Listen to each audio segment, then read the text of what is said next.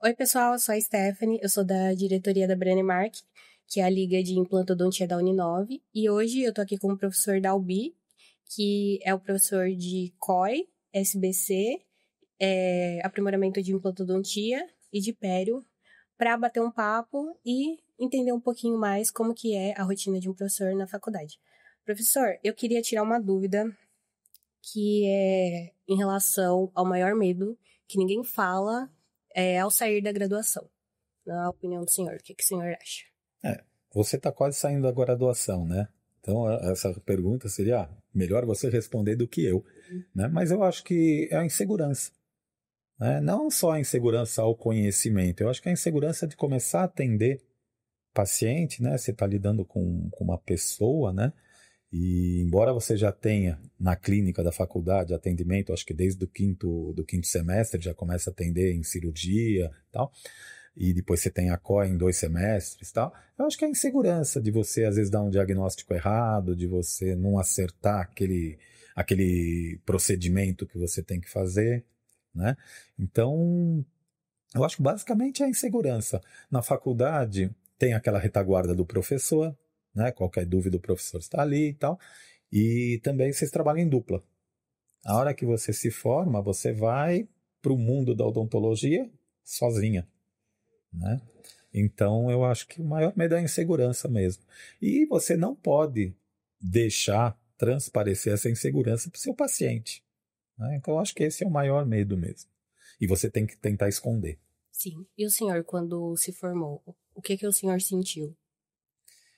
Essa mesma insegurança, a gente vai, começa a atender, vai atendendo, a gente tem medo às vezes de algum procedimento, reza para não aparecer alguma coisa muito complicada, mas eu acho que é a insegurança mesmo de você estar sozinho. Eu, quando me formei, eu montei um consultório.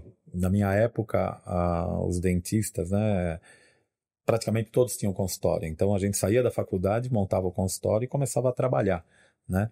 E quando eu comecei com um amigo. Nós montamos em dupla um consultório e aí a gente atendeu praticamente junto, um auxiliava o outro. Eu acho que isso ajudou a gente perder um pouco essa insegurança e acabar encarando melhor a profissão, né?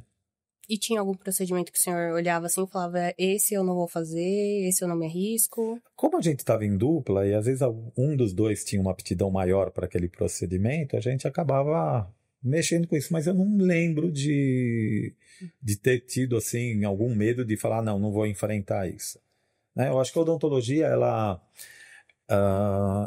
não é tão complicado de você resolver o problema ali do paciente, porque qual o problema do paciente? O que leva ele ao consultório é a dor. Sim. Ou é uma fratura, uma parte estética, ele tem uma queixa principal que leva no consultório. E aquilo você tem que saber resolver. Você tem que tirar a dor dele, ou, por exemplo, se ele fraturar um dente da frente, ou cair uma restauração do dente da frente, você tem que corrigir aquela parte estética, né? Então eu acho que não é assim tão complicado. Eu acho que depois que você faz o planejamento, tal, pode ter alguma coisa que eventualmente você não tenha o conhecimento ou a prática para fazer aquele tratamento. Sim. É, e na opinião do senhor, o senhor acha que um aluno, ele consegue ouvir que ele não está preparado para atender aquele caso? Mas ouvir, É, ouvir de quem, por do exemplo? professor. Do professor, ou às vezes de um Então na colega. faculdade acontece muito isso. Às vezes vêm até de brincadeira. Eles vêm lá com o terceiro molar, que é o famoso dente do siso, né?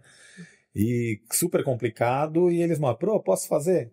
A gente sabe, ele sabe que a gente vai falar que não pode fazer. Por que não pode fazer? Não é por causa só da falta de experiência do aluno. É porque se der problema na cirurgia, o professor vai ter que entrar. E você sabe muito bem que a gente dá atenção, às vezes, para um corredor inteiro, que são 20 alunos. Então, se eu entrar e ficar numa cirurgia com uma dupla, as outras vão estar Teria que desguarnecidas, né? acompanhar do início ao fim, não consegue dar Não, suporte não, mas às aos vezes outros eles estão fazendo, a gente vai orientando, e às vezes acontece um problema de a cirurgia não andar, não sair do lugar, e aí a gente tem que intervir, Uhum. né? E aí a gente vai entrar, a gente não vai resolver em 1 minuto, a gente vai demorar um pouquinho. E aí as outras duplas estão desguarnecidas do atendimento, aí do suporte do professor. Então, eu acho que por isso também que a gente evita de fazer esses procedimentos mais difíceis na faculdade.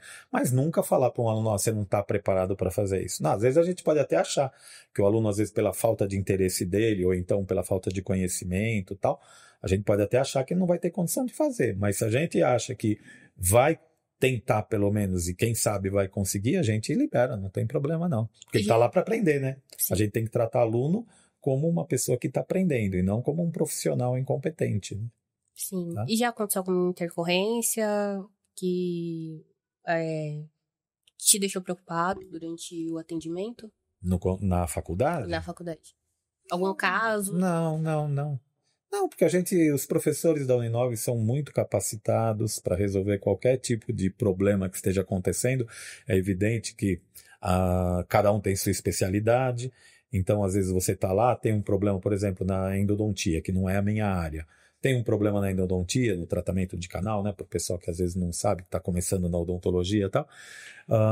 Às vezes tem algum problema. Poxa, tem um professor ali que é especialista em endodontia. A gente chama o professor, não tem essa coisa de, não, eu não vou chamar porque o outro vai ficar bravo e tal. Não, eu acho que é uma convivência legal, então a gente vai ajudando um ou outro e no fundo a gente não está ajudando um outro, a gente está ajudando o aluno, né? Sim. Que é o mais importante ali para a gente ensinar e o aluno aprender. Sim.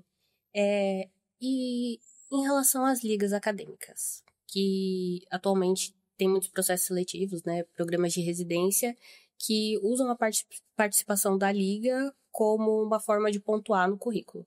O senhor acha que isso mudou um pouco a visão dos alunos em relação às ligas, que virou um preenchedor de currículo, ou é um ambiente ali para os alunos se aprofundarem em alguma área, ou não? O fundamental da liga é para os alunos se aprofundarem, né? E o enriquecimento do currículo para depois ele tentar uma residência, isso é inerente ao que ele está fazendo, né? Ele vai estar tendo essa evolução no currículo dele porque ele participa da liga. Mas a função da liga é aprofundar, que nem a liga de implante, que você faz parte, que a gente fez o hands-on de implantodontia e tal. A implantodontia não está no currículo da faculdade, na graduação. É para um curso de pós-graduação. Então, a liga de implante eu acho muito importante, porque você pelo menos vai sair da faculdade tendo uma noção do que é a implantodontia. Porque, você sabe, a gente entra na faculdade de odontologia, você vai no aniversário e o cara já vem lá, não, porque eu tô com um problema no dente aqui, meu dente Olha não meu sei dente o quê. Aqui. Tal. Então as pessoas começam a perguntar. E às vezes vão te perguntar de implantodontia e você não sabe nada, né? Então eu acho importante participar das ligas por conhecimento e também por afinidade, né? Às vezes você já tem uma ideia, às vezes você já faz estágio com algum profissional, se às vezes o pai é dentista, a mãe é dentista, tal, e aí você já tem mais ou menos uma ideia do que você vai querer se especializar. Então eu acho importante. Agora, que todo mundo faz pensando em melhorar o currículo, isso não tem dúvida. Né? E em relação a títulos? O senhor já viu algum profissional se esconder atrás dos títulos? Achar que porque tem algum título... Isso sim, né? Pessoal, eu acho assim que na odontologia, quem vai para a parte de docência, às vezes não tem tempo para ficar tanto no consultório, né? E quem fica mais no consultório não tem tempo de fazer uma pós-graduação, né? Um mestrado, um doutorado e seguir na cadeira, na parte acadêmica, né? Então, eu acho que não é se esconder, né? Não seria esse o termo. São áreas distintas, né? O cara vai para docência e tal. E tem as pessoas que conseguem conciliar as duas coisas, ficar no consultório e também participar disso. Mas se esconder num título, acho que não tem o porquê. Sim, realmente. Né? E o senhor sente uma dificuldade dos alunos em procurarem o senhor depois de formados, para tirar uma dúvida em relação a algum caso clínico, em relação a algum atendimento? Os alunos têm algum receio? Eu não sei se os alunos têm receio de falar com a gente e tal. Eu tenho até muito aluno que me manda caso, me manda radiografia. Aconteceu isso, aconteceu aquilo, o que você acha? Tá? Tem alguns alunos que, não muitos, alguns alunos que me procuram, sim, para tirar dúvida, para procurar um caminho, né? Ou às vezes até indicam o paciente para o meu consultório, tá? Mas eu acho que é bobagem deles ter esse receio. Eu costumo ter muito contato com os alunos, ter uma certa amizade com os alunos assim, que daria liberdade para eles me procurarem. Até na faculdade, eles podem ir na faculdade, não precisa telefonar, não precisa mandar mensagem, nada. Pode até chegar na faculdade e conversar com a gente. A gente está lá para isso. Né? Eu só acho assim, eu já tive casos de bons alunos me falarem que se arrependeram de não aproveitarem, não terem aproveitado mais os professores quando estavam na graduação. Às vezes pelo fato de não ter paciente e ficar conversando com os amigos, em vez de acompanhar outros colegas fazendo atendimento, né? Realmente. Tá? E em relação à vida pessoal, como que foi para começar na Uninove? Na Uninove? Isso. Então, eu sou formado há bastante tempo, há mais de 40 anos, tá? Estou na área. E eu sempre trabalhei em consultório, trabalhei em clínicas de implante. Cheguei a trabalhar em UBS por 5 anos, né?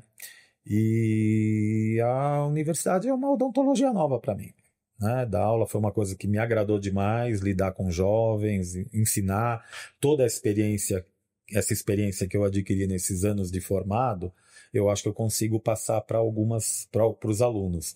Eu sempre tive estagiária no meu consultório, já participei de alguns congressos informalmente e acabei ajudando uns alunos que iam fazer apresentação e eles me perguntaram, você dá aula do quê? Eu falei, não dou aula. Nossa, mas você tem tudo para ser professor, estagiários trabalham comigo também.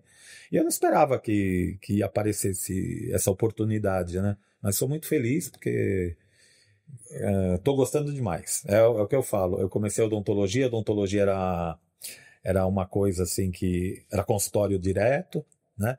E na minha época era muita restauração, muita cirurgia e tal. Aí depois eu fui para ortodontia, foi uma odontologia diferente do que eu estava fazendo, para não cair naquela rotina.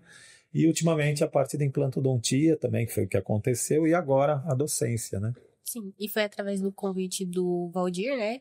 O Valdir, ele fez faculdade comigo e a gente teve conversas ali para eu ver. Somos amigos desde vou até falar, mas assim, 1979. Amigos desde de faculdade. A graduação até hoje. Amigos de faculdade, amigos de futebol, amigos do Morumbi, então sempre juntos.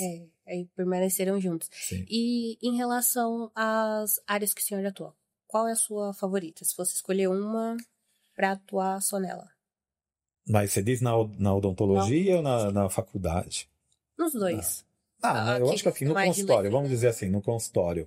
Hoje, a área que mais me agrada é a parte de implantodontia e prótese sobre implante. É o que eu estou trabalhando bastante. Mas eu não tenho problema nenhum com nenhuma área. A única parte que eu não faço é a endodontia. Eu sempre falo, até para os alunos, eu falo, olha, a gente se forma e nós somos cirurgiões dentistas. A gente tem que fazer restauração, tem que fazer... Porque senão acaba restringindo, principalmente no começo, a quantidade de clientes. Se você pegar e falar assim, não, eu só vou fazer, por exemplo, ROF, tá bom? É uma especialidade, você vai fazer só ROF. Perfeito. Da onde vêm os pacientes? Eu tenho muito paciente que vem, às vezes por indicação de amigos, em ortodontia, mas a maioria são pacientes meus já que estão precisando do tratamento. Implantodontia também, tenho alguns contatos que me mandam paciente, eu vou até no consultório de 2 amigos fazer essas cirurgias, né? Mas os meus clientes têm os problemas que acontecem. Então, assim, não adianta eu ficar só naquele trabalho de especialidade. Não, só implante. Não, eu acho que eu tenho que fazer tudo para também não cair na rotina, né? Integrada. Né? Você sabe fazer tudo, você é apto a fazer tudo. Então, e eu gosto de fazer tudo também, né? De atuar em todas as áreas. E como que é atuar com pacientes de necessidades especiais, né? Eu não faço atendimento em consultório, né? A minha mulher, que é especialista, ela trabalhou 20 anos na ACD e eu vou com ela nos atendimentos de hospital, né? Que a gente faz anestesia geral, esse tipo de procedimento com pacientes que não têm condição de fazer o tratamento no consultório, não só de sentar numa cadeira, de abrir a boca, como também a condição, assim, de conseguir fazer o tratamento, né? Então, a gente põe... são feitos todos os procedimentos dentro do hospital? Do hospital, sim, tudo numa sessão, a gente vai lá, tem o centro cirúrgico, tem o anestesista, e a gente faz os procedimentos, restauração, extração. Eles são feitos em sessão única? Sempre. Sempre em sessão única? Sempre. Você não pode ficar anestesiando o paciente. Às vezes não, depende do que você vai fazer, pode ser que tenha que fazer em uma outra oportunidade. Mas normalmente o paciente sai de lá com a boca saudável. E qual é o maior desafio dos pacientes? Seria um paciente pediátrico? Um paciente com paralisia oncológico? cerebral, né? Eu falo que começa na infância, né? E às vezes pode ser adquirido durante a vida, né? Essa paralisia por algum acidente, algum tiro, por exemplo, tal. É um acidente. Mas as crianças também envelhecem, então são pacientes que ficam anos com a gente. Ou até o fim da vida. Até o fim da vida deles. Sim, tá. E, por exemplo, para fazer uma restauração, o paciente ele seria submetido à anestesia geral, então? Não todos. Tem paciente que vai no consultório e a gente consegue tratar. Mas quando o paciente não tem essa condição de sentar numa cadeira, de abrir a boca, da gente fazer o trabalho, ou não tem uma condição clínica também para fazer no consultório, aí a gente prefere fazer em âmbito hospitalar, com centro cirúrgico, com acompanhamento maior, né, de médicos. Sim, e a sua esposa é cirurgiã dentista também. O senhor conheceu ela na faculdade? Conheci ela na faculdade. E como que foi o casamento? Como que desenrolou a história? Eu a conheci quando ela entrou na faculdade, eu estava no 3º ano, ela estava no 1º, a gente se conheceu, e no final do ano que a gente se conheceu, a gente começou a namorar. E aí depois... E aí eu me formei, ela se formou... Não, aí eu me formei, ela se formou depois, aí eu tinha tenho meu consultório na Lapa, ela tinha o consultório dela na Moca.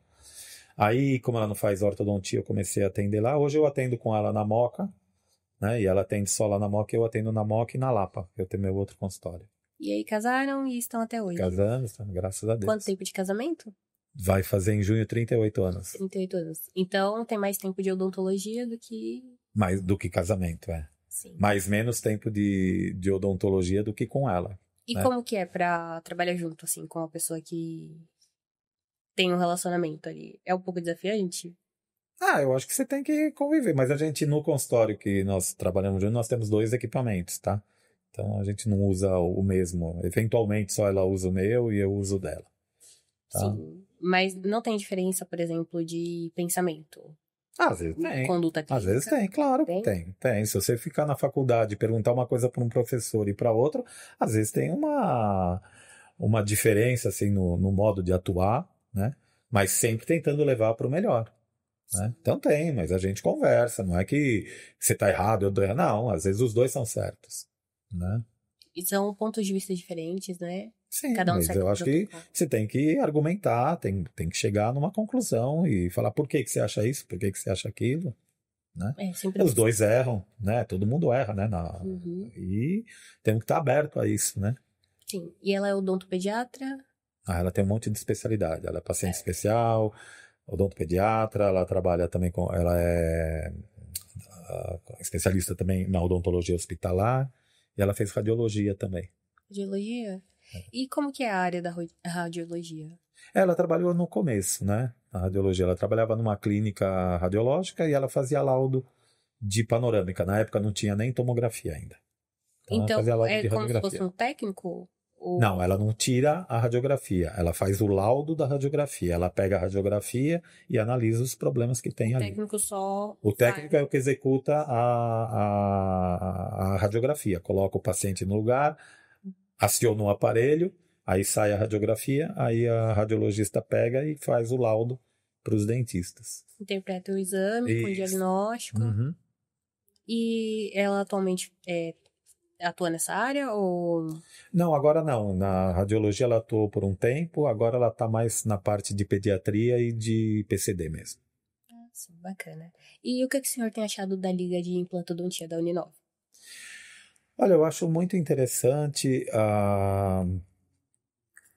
o que vocês fazem, né? Procurar sempre ter uma aula e com pessoas diferentes. Eu acho muito importante a gente não ficar restrito aos professores da Uninove, trazer sempre pessoas, às vezes, de fora, para ter uma nova ideia, uma nova diretriz em relação à implantodontia, né? E para os alunos eu acho muito importante ter o conhecimento, né? É lógico, você está estudando, você não tem condição de fazer uma cirurgia, mas tem condição de acompanhar uma cirurgia, quem já trabalha com implantodontista, ou então até no curso de especialização lá da faculdade, a gente deixa essa oportunidade para quem está fazendo o curso de aprimoramento, para no curso de especialização poder acompanhar uma cirurgia, poder auxiliar numa cirurgia, para já ir se inteirando e ver se é aquilo mesmo que a pessoa quer, né? Sim. Tá? E o que a senhora achou hoje do nosso hands-on? Como que foi? A parte de Olha, conhecer eu os acho que alunos da Liga. a parte... De conhecer os alunos da Liga. É muito importante a gente conhecer, porque tem tanto aluno lá na Uninove que às vezes a gente, que nem eu não te conhecia, né? Embora você já seguir no seguia no Instagram e tal, mas assim, nunca tinha conversado com você, nunca tinha ficado no teu corredor, ou nunca tinha dado aula para você e tal. Então, assim, eu acho importante essa integração, a gente conhecer mais as pessoas, para as pessoas também, para os alunos também, virem perguntar para a gente, né? Às vezes uma dúvida, às vezes um caminho a trilhar, né? Eu acho importante isso. Tá? E o hands-on hoje eu achei que foi maravilhoso. Só você ver a cara de todo mundo que estava lá quando colocou o implantezinho no manequim, né? Você vê que estava todo mundo feliz. O pessoal gostou bastante, elogiou, postaram no Instagram, né? Ah, A gente tem que combinar uma bastante. próxima. Sim. Então, e a gente tem que agradecer, né, a colaboração da Titanium Fix, né, que colaborou com os manequins, colaborou com os implantes ali para colocar, né, na posição, Fornecer os manequins. emprestaram os kits cirúrgicos para a gente e tal. Né? Sem isso, a gente não conseguiria fazer esse hands-on para o número de alunos que compareceu, né? Realmente, foi bem bacana. Bom, esse foi o nosso papo de liga com o nosso mestre Dalvir, da Uninove. Queria agradecer a presença e é isso.